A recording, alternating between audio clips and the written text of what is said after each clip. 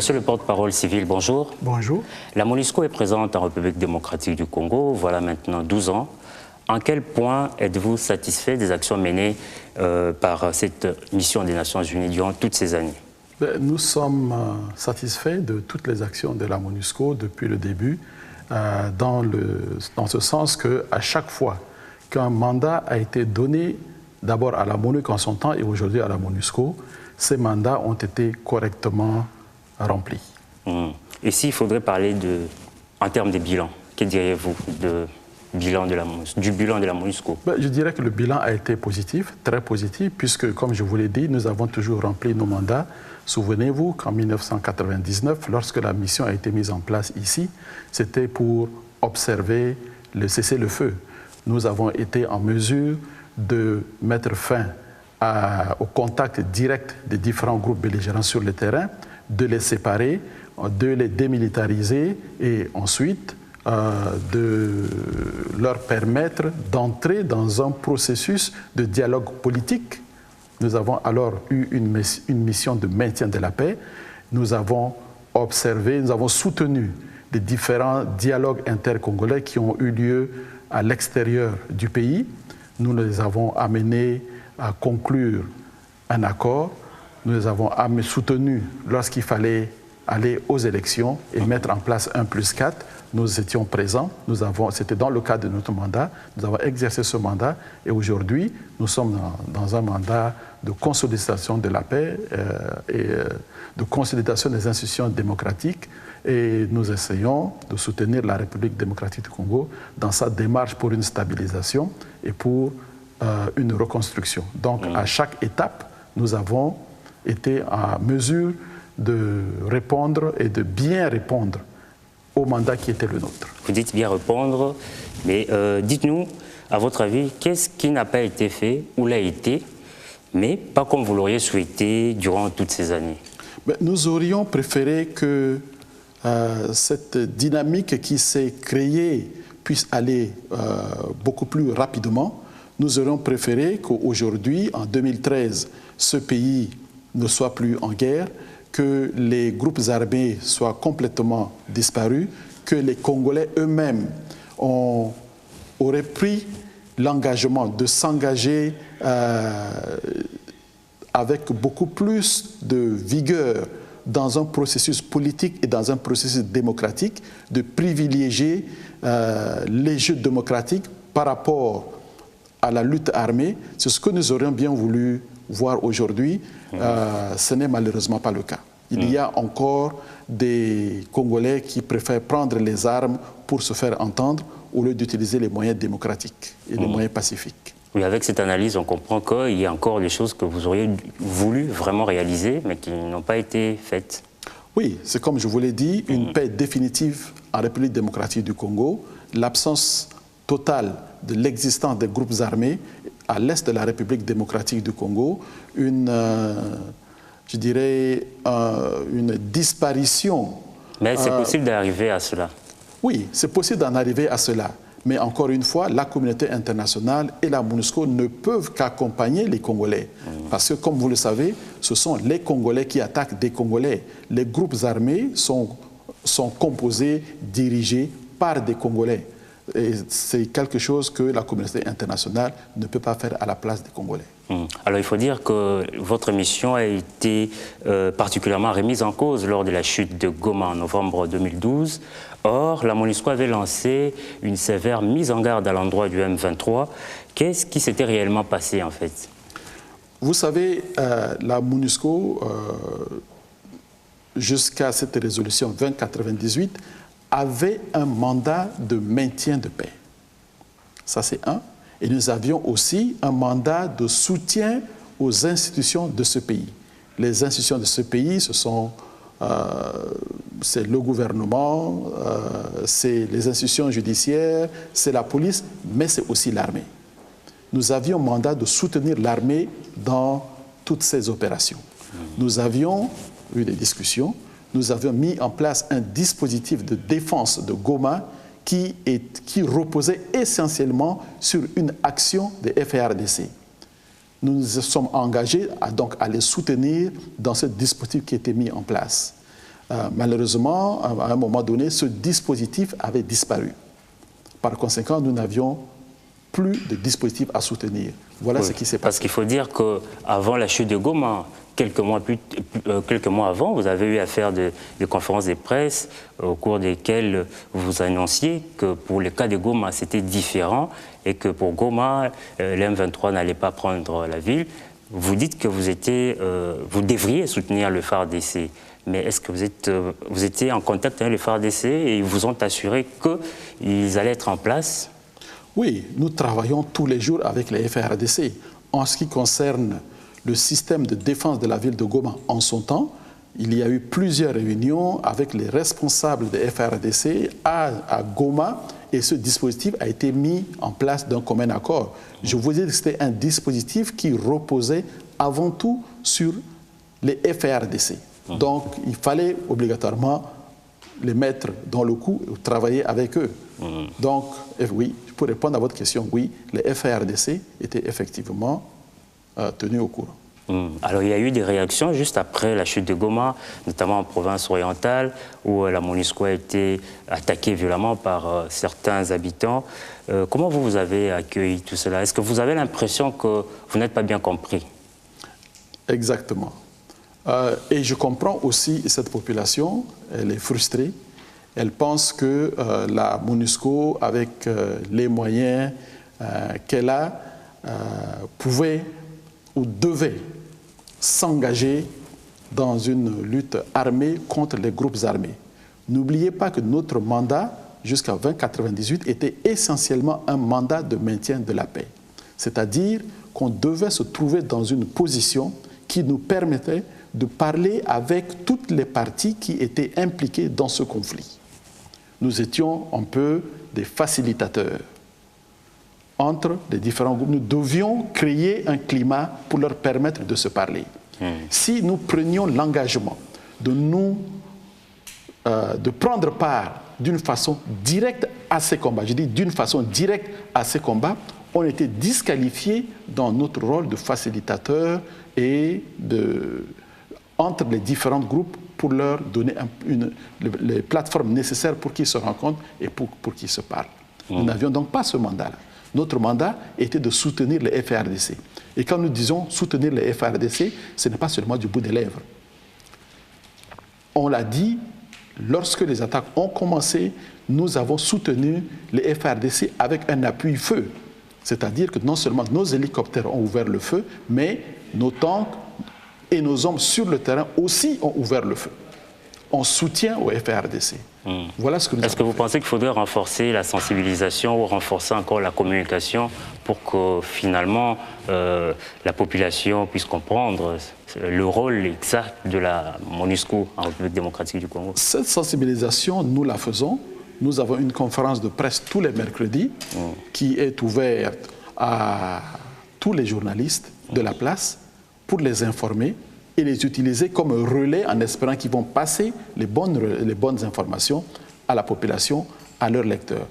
Mais nous comprenons aussi que face à la frustration et à l'impatience de la population congolaise, face à ce drame qu'elle vit depuis plus d'une décennie, il peut y avoir des débordements et des expressions de sentiments tels que nous voyons. Ce n'est pas que nous ne faisons pas de la sensibilisation. Nous avons une section chargée de relations communautaires et ce n'est que ça que cette section fait. Aller vers les communautés, leur parler de nos actions, de nos activités, leur expliquer notre mandat. Mais encore une fois, je pense que nous sommes dans une situation de frustration, d'impatience de la population congolaise qui voudrait voir une fin à sa souffrance. Par conséquent, cela explique. Mais cette population n'a pas quelque part aussi raison d'être un peu impatiente quand même? Oui, je n'ai pas dit qu'elle n'avait pas raison. Je dis que nous comprenons son impatience. Alors dites-nous, qu'est-ce qui a le plus agacé la MONUSCO durant ces 12 dernières années? Agacé, non, nous ne pouvons pas être agacés. Nous sommes une mission de maintien de la paix et une mission de maintien de la paix doit avoir la patience nécessaire pour faire son travail. Donc nous ne pouvons pas être agacés, nous devons toujours comprendre et analyser les situations afin de pouvoir aider cette situation à progresser d'une façon positive. Donc nous ne sommes pas agacés, mais disons que parfois, nous sommes aussi dans une situation où nous ne comprenons pas un certain nombre de comportements de la part des acteurs principaux dans ce processus. Par exemple, ceux qui signent des accords et ne les respectent pas, parce que ce n'est que de cette façon,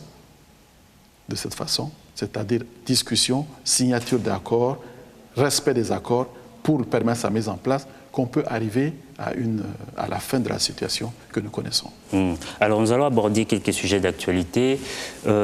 Commençons d'abord par comment avez-vous accueilli la création d'une brigade d'intervention de l'ONU pour la RDC? Avec satisfaction. D'abord parce que ça rentre entièrement dans le cadre de l'analyse que nous faisons au niveau de la MONUSCO. Ensuite, nous savons que cela répond à la demande ou aux attentes de la population congolaise. Vous savez, le Conseil de sécurité est aussi préoccupé par la situation en République démocratique du Congo qu'elle gère depuis 1999. Et nous semblons parfois, nous avons l'impression que nous faisons un travail de Sisyphe, nous ne voyons pas la fin de ça. Et je pense que les Congolais doivent comprendre que cette résolution 2098 est aussi une expression de cette attention de la communauté internationale face à ce problème. C'est la première fois dans l'histoire du maintien de paix des Nations Unies que nous avons côte à côte des militaires chargés du maintien de la paix et des militaires chargés de l'imposition de la paix. C'est une façon, je dirais, innovante que le Conseil de sécurité a trouvé pour essayer d'éradiquer une bonne fois pour toutes cette situation. N'oubliez pas que la plus grande partie de la République démocratique du Congo vit en paix aujourd'hui. Il n'y a que cette bande à l'est de la République démocratique du Congo qui continue à être le ventre mou de ce processus pour une paix totale en République démocratique du Congo et qui empoisonne en fait l'existence de tout le pays, fragilise tout le pays et l'empêche de s'engager résolument dans la voie d'une pacification totale et d'une reconstruction. Est-ce que vous vous sentez renforcé maintenant dans votre mission? Oui, tout à fait, parce que maintenant, en même temps que nous faisons du maintien de la paix et de la protection des civils, nous avons mandat aujourd'hui avec cette brigade d'intervention, comme le dit la résolution 2098, de traquer et de neutraliser ces groupes armés. On peut maintenant estimer, espérer que cette population qui a été pendant longtemps impatiente pourra finalement, comment je dirais, être satisfaite, parce que maintenant, la MONUSCO sera plus offensive qu'auparavant. Bon, être satisfaite, je crois que c'est à cette population qu'il faut poser cette question, mais c'est ça l'objectif. Notre objectif aujourd'hui, comme le dit la résolution, c'est de neutraliser ces groupes armés afin qu'ils ne continuent plus à insécuriser et à mettre à mal la population à l'est du Congo. Alors cette brigade est placée sous le commandement de la MONUSCO. Techniquement, comment allez-vous vous organiser? Non, la brigade n'est pas, quand vous dites placée sous le commandement de la MONUSCO, c'est comme si elle était une entité différente. Cette brigade fait partie entière de la MONUSCO. Disons, c'est une brigade spécialisée au sein de la MONUSCO. Vous savez que dans la composante militaire... Ce sont des éléments de plus pour la MONUSCO. Exactement. Oui. C'est des éléments de plus, mais partie intégrante de la MONUSCO. Alors, comment vous allez vous organiser sur terrain? Organiser sur le terrain, vous savez, il y a plusieurs brigades, par exemple, au sein de la MONUSCO. Oui. Il y a la brigade de l'Ituri, qui s'occupe de l'Ituri, il y a la brigade du Nord Kivu, il y a la brigade du Sud Kivu, il y a la brigade de l'Ouest.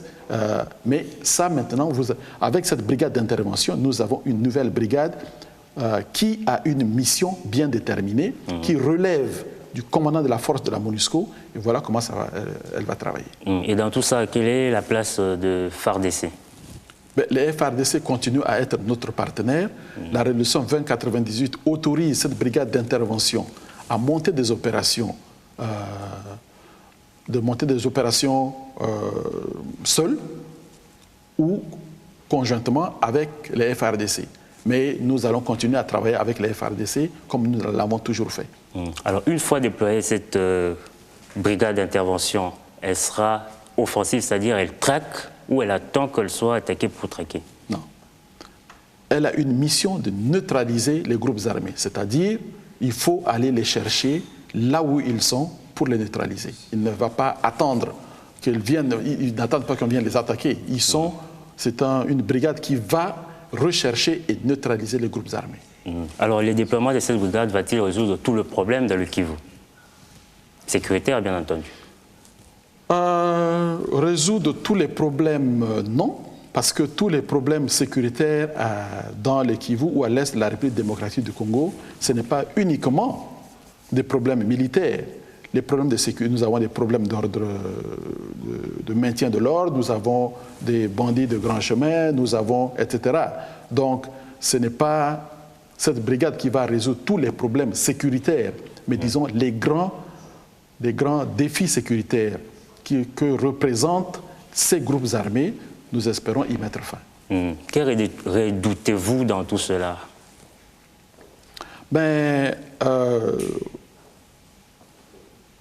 D'abord, comme nous le disons, c'est une brigade offensive qui va venir. Donc, il va y avoir des zones de combat à l'est de la République démocratique du Congo.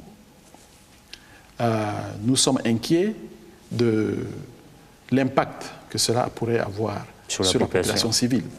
Et ça, oui, ça nous inquiète parce que nous savons, les groupes armés, nous savons souvent comment ils réagissent. Ce sont des groupes qui ne respectent pas la loi, qui s'en prennent déjà aujourd'hui gaiement à la population civile. Et maintenant que ces groupes seront traqués, combattus, nous avons quelques appréhensions concernant leur réaction sur la population civile. Mais il faut dire que les troupes qui viennent en appui à la MONUSCO viennent de la Tanzanie, de l'Afrique du Sud et du Malawi. Ils ne connaissent pas bien le terrain. Est-ce qu'ils auront un temps avec la MONUSCO pour bien apprendre, connaître le terrain? Ça va prendre encore du temps, vous n'estimez pas? Je ne sais pas qu'est-ce que vous entendez par bien connaître le terrain. Vous savez, les militaires sont formés pour faire la guerre. Ils ne sont pas formés pour rien. Donc, en tant que militaires, ils devraient pouvoir manœuvrer sur ce terrain. C'est pour ça qu'il y a ce qu'on appelle les cartes d'état-major. C'est pour ça qu'aujourd'hui, on va augmenter leur capacité à recueillir des informations en temps réel avec le déploiement des avions sans pilote. Les moyens nécessaires seront mis à leur disposition pour leur permettre de faire leur travail. Alors, une année pour traquer les forces négatives avec environ 3000 hommes, est-ce suffisant selon vous? C'est un début. Attendons pour voir ce que cela va donner au bout d'un an. Une année, c'est ce que le Conseil de sécurité se donne aussi pour revoir les résultats sur le terrain et décider s'il y a s'il faut s'il faut prendre des décisions correctives concernant cette situation. Donc c'est une année, mais qui peut être prorogée par rapport aux réalités de terrain. C'est exactement ce que la résolution dit. Au bout d'une année, on va faire une évaluation et on décidera en conséquence si les résultats sont satisfaisants et qu'on n'a plus besoin de cette brigade ou s'il faut continuer avec cette brigade, on décidera à ce moment-là. Alors, lors de votre dernière conférence hebdomadaire, vous faisiez remarquer que la résolution 2098 n'était pas une résolution va en guerre. En clair, qu'avez-vous voulu dire? D'abord, il y a beaucoup de choses qui sont contenues dans cette résolution 2098. La première des choses, vous devez savoir, c'est que la résolution clairement réaffirme l'attachement du Conseil de sécurité au principe de souveraineté de la République démocratique du Congo. Souveraineté et unité de la République démocratique du Congo. Parce que souvent, les gens tendent à dire que les Nations unies, la communauté internationale participent à un complot de balkanisation de ce pays. Dans le préambule, le Conseil de sécurité réaffirme cela. Ensuite, le Conseil de sécurité dit clairement que la responsabilité première de défense, de protection de la République démocratique du Congo revient au gouvernement de la République démocratique du Congo. Ça fait partie de ce devoir régalien. Ceci étant dit, il y a un certain nombre de choses qui sont aussi énoncées dans cette résolution 2098. C'est vrai que tout le monde parle de la création de cette brigade, mais il y a aussi qu'aujourd'hui, on énonce beaucoup plus clairement un certain nombre de responsabilités qui sont confiées au représentant spécial qui doit utiliser ses bons offices pour conseiller et soutenir le gouvernement de la République démocratique du Congo dans un certain nombre d'actions, pour un certain nombre d'activités. La résolution aussi parle de la désignation et de l'envoi d'un envoyé spécial du secrétaire général pour la région des Grands Lacs. Qui a déjà été désigné. Exactement, pour la région des Grands Lacs. Parce que, comme vous le savez, la MONUSCO est une mission seulement pour le Congo. Parce qu'il y a une dimension régionale, transfrontalière, dans le conflit en République démocratique du Congo. C'est ce rôle qui est donné à l'envoyé spécial, parce que l'envoyé spécial peut travailler avec les autres pays. Là, vous parlez de Mme Marie Robinson. Exactement. Oui. On ne va pas refaire toute la résolution, mais j'ai l'impression que vous n'avez pas répondu à ma question. En clair, qu'est-ce que vous voulez dire par la résolution cette résolution 2098 n'est pas une résolution va en guerre. Parce que c'est bien ce que je viens d'expliquer. Oui, parce que tout à l'heure, vous disiez qu'ils ont pour rôle de traquer. Tout le monde se focalise justement sur la brigade d'intervention. Donc c'est comme si cette résolution est seulement avec la brigade d'intervention, il faut aller neutraliser les groupes armés. Ce n'est qu'une partie.